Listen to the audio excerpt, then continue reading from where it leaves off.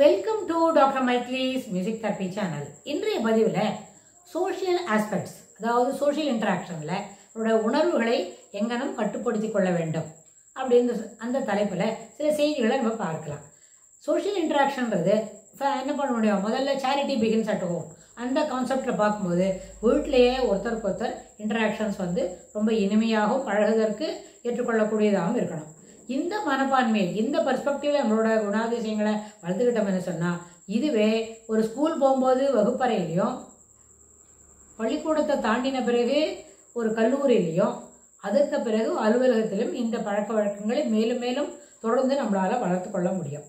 ஆனால் ஒரு இன்டராக்ஷன்ஸ்னு வரும்பொழுது அதில் என்ன நடக்கிறதோ அதுபோல் அதை ஏற்றுக்கணும். அதை நம்மளுக்கு சௌரியமாக நமக்கு எது பிடிக்குமோ அதுபோல் மாற்றணும் அப்படின்னு நினைக்கிறது அந்த சேலஞ்சு ஏற்றுக்கொள்ளக்கூடியது இல்லை.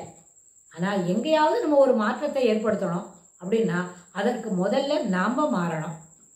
தனி மனிதனுடைய மாறுதல்கள், தனி மனிதனுடைய வித்தியாசமான எண்ண ஓட்டங்கள் பின்னாடி மென்னுத்தருக்கு மேலே ஒரு தாக்கத்தை ஏற்படுத்தும். அப்படின்னா அந்த தாக்கத்தை ஏற்படுத்தக்கூடிய அளவிற்கு அந்த எண்ண ஓட்டங்களில் இருக்கிற மாறுதல்கள் அதுக்கு என்ன இருக்கணும், ரொம்ப வேகம், வீரியம் உடையதாக இருக்க வேண்டும். ஜஸ்ட் லைக் தட் ஒரு சாதாரணமாக இருந்ததுன்னா அந்த எண்ண ஓட்டங்கள் எந்த மாறுதலையும் ஏற்படுத்தாது. ஆனால் இது அடிப்படையில் பெண்ணாக இருந்தாலும் ஆணாக இருந்தாலும் இது பொருந்தக்கூடியது தான், இது ஏற்புடையது. ரெண்டு பேருக்கும் ஒரு மாதிரி யோசனை தான் இருக்கு. ஆனால் சிலவங்க இருக்கிறாங்க, லேடிஸும் இருக்கிறாங்க, சில ஜென்ட்ஸ் கூட இருப்பாங்க. அப்படின்னு கேட்டால் அந்த லேடிஸ்க்கு அவங்க செய்யறதுல தவறு இருக்கு, they are away from the correct அப்படின்னு சொன்னால், கரெக்ஷன் ஒன்று இருக்குமே, கரெக்டாக செய்யறதுன்னு, சரியாக செய்யறதுன்னு இருக்குமே, அவங்க சரியிலேருந்து ரொம்ப தூரம் தள்ளி இருக்கிறாங்க. அவங்க செய்கிற வேலைகளில் சரியானதோட கூட சேர்த்து இருக்கணும், சரிக்கு டுவார்ட்ஸ் இருக்கணும் அப்படின்னு சொன்னால் அந்த வார்த்தையை அவங்க கேட்டுக்க மாட்டாங்க. சின்ன சின்ன விஷயங்கள் தான், ஒரு சாதாரண சாப்பிட்ற தட்டு அது நல்லா அலம்பணும் அப்படின்னு சொன்னால் அலம்பி தான் கொண்டு வந்திருப்பாங்க. ஆனால் அலம்பினா அதில் பழைய இருக்கிற தூசி, அதில் வேறு ஏதோ ஒட்டிக்கிட்டு இருக்குது, அதெல்லாம் போயே இருக்காது, க்ளீனாக இருக்காது. ஒரு வேலை செய்யும்போது அதில் என்ன இருக்கணும், பெரியவங்களாம் சொல்லுவாங்க பட்டு கத்திரிச்சா போல் வேலை செய்யணும் அப்படின்னு. ஏன்னா அதில் பிசிறே வராது.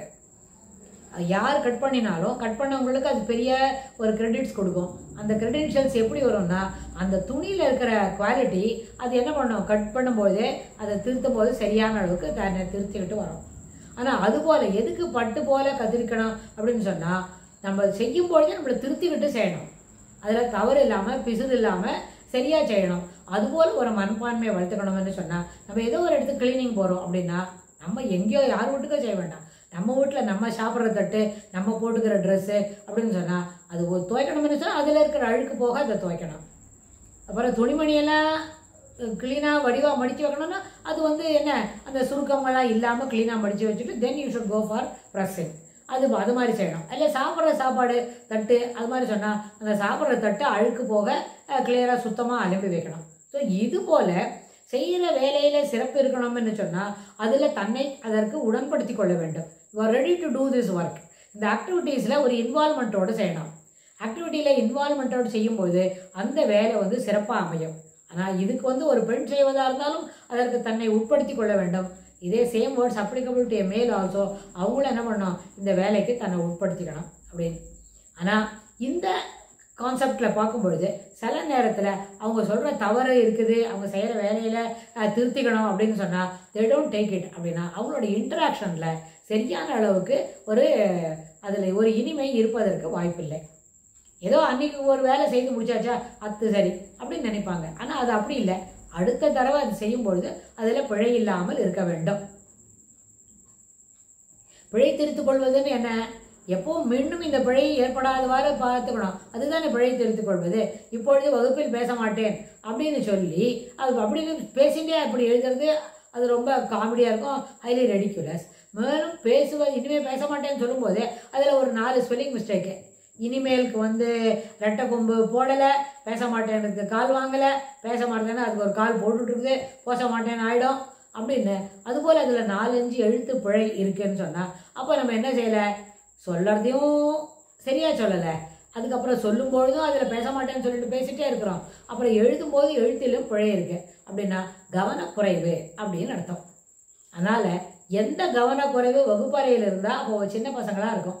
ஆனால் சமுதாயத்தில் பிற மக்களோடு மற்றவர்களோடு பழகும் பொழுது கவனக்குறைவு இருக்கும் என்றால் அதுக்கு அவசியம் என்ன பண்ணணும், சுட்டி காட்டுவாங்க தான். சுட்டி காட்டுதல் ஏற்புடையது அன்று அப்படின்ற ஒரு மனப்பான்மை இருக்குன்னா அவங்களால இதை சரிமானம் பண்ணிக்கவே முடியாது. காரணம் இல்லாமல் தே வில் டெவலப் கிரட்ஜு வளர்த்துப்பாங்க. எப்படியான இதை நம்ம சரி பண்ணணும்னு அந்த கிரட்ஜு நாளடைவில் இன்னைக்கு ஒரு சின்ன பாயிண்ட்டாக ஒரு பீனட் சைஸ்க்கு இருந்தது, நான் ஒரு வாரத்துக்குள்ளேயே அது ஒரு பெரிய பூசணிக்காய் சைஸுக்கு மாறிடும். The grudge is going big and big, growing big and big. அப்படி நான் 1 மணி நேரத்துக்கு ஒரு பெரிய பெரிய சைஸாக மாறிக்கிட்டே வரும். 24 மணி நேரத்தில் ஒரு பெரிய பம்ப்கின் மாதிரி மாறிடும். அதனால் கிரட்ஜு வளர்த்துக்கூடாது. ஏன் அப்படின்னு சொன்னால் அதை பற்றி விரிவாக நம்ம அடுத்த பதிவில் பார்க்கலாம். ஆனால் இந்த மாதிரி சோஷியல் இன்ட்ராக்ஷனில் மிஸ்டேக்ஸ்ன்னு சொன்னால் that will be pointed out. Definitely you'll have to see the correct path. சீன்னு சொன்னால் அதில் நம்மளும் பார்த்துக்கணும், நம்மளும் அது சரியான வழியை தேர்ந்தெடுத்து போகணும், நம்மளுக்கும் சரியான வழியை காட்டி தந்துடுவாங்க. அப்போது என்ன ஆகும், 2-3 பேருக்கு முன்னாடி நம்மளை சுட்டி காட்டுறாங்கன்ற எண்ணம் மட்டும்தான் வரும், நாம் தவறு செய்திருக்கிறோம் அப்படின்றது மனசில் வராது.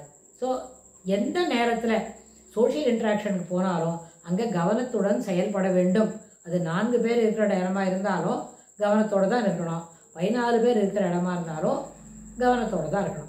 நாம் செய்யக்கூடிய வேலைகள், தனி மனிதன் எடுத்து காட்டக்கூடிய செயல்கள், பங்கு பற்றிருக்கக்கூடிய செயல்கள் எப்பொழுதும் பிழை இல்லாமல் பிழைகளை திருத்தி கொண்டு திருத்தமாக அந்த வேலையை செய்யணும். இப்போ ஒரு பிழை இருக்கிறதுனால திருத்திக்கிறது இல்லை, முதல்ல செய்யும் பொழுதே திருத்தமாக செய்ய வேண்டும். அப்படின்னா அந்த interaction quality wise it will be rated high. பரவாயில்லையே, சூப்பராக பண்ணுறாங்களே, ரொம்ப கொடுக்குற ரெஸ்பான்சிபிலிட்டியை சிறப்பாக செய்கிறாங்க அப்படின்னு சொல்லி அதில் அவங்களுக்கு அக்லோட்ஸ் கிடைக்கும். ஸோ அந்த இன்டராக்ஷன் கிரெடென்ஷியல்ஸ் உள்ளதாக மாறும். இது இத்தனைக்கும் காரணம் என்ன இருக்கணும், முதல்ல கவனத்தோட வேலை செய்யணும், பிழைகளை திருத்திக் கொள்ள வேண்டும், திருத்தமாக செய்யப்பட்ட வேலைகளை மட்டுமே மற்றவர்கள் முன் வைக்க வேண்டும். மற்றவர்கள் முன் வைக்க வேண்டும் என்று சொன்னால் அதற்கு திருத்தி கொண்ட பணியாகவும் திருத்தமாக செய்யப்பட்ட வேலையாகவும் இருக்க வேண்டும் அப்படின்னு சொல்லி இந்த பதிவை நம்ம நிறைவு செய்யலாம். இதுக்கு தொடர்புடைய செய்திகளை வரப்போகிற பகுதிகளில் பார்க்கலாம். தேங்க்ஸ்.